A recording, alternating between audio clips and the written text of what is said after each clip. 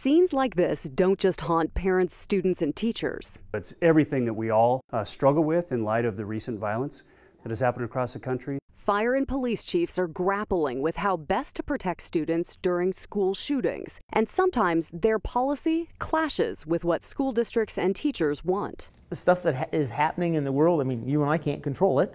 You know, let's be prepared. Rocky Mountain teacher Charlie Bedondo recently showed me his simple homemade lock.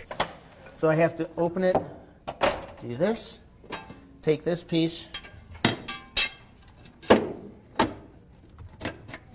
we're done.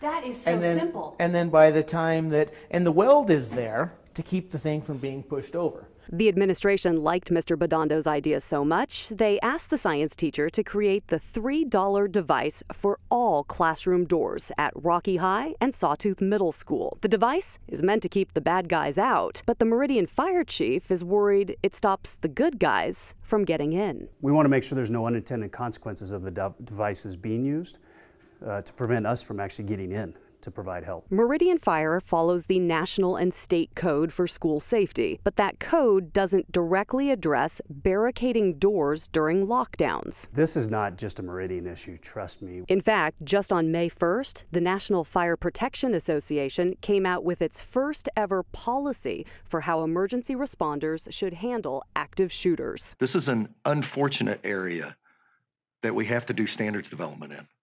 But it is the world that we live in today. And if we can use this standard to help the responder community be able to respond in a way that can have better outcomes from some of those events, that's really what we're after. That's about the difference that we're trying to make. At the heart of the new standard, making sure communities have a unified plan. Meridian's fire chief agrees and says that means looking at every angle of how to protect campuses, not just the issue of door locks. We're discussing here in Meridian our use of fire alarms in schools and talking about is there a different way to do it than we've done it the last 100 years. Instead of taking a hardline approach with innovative, caring teachers, the chief is preaching collaboration. We don't want to make this about fines and penalties and punishment. We want to make it about how do we come to a great solution. And everyone seems to agree that great solution can only be found with a joint effort.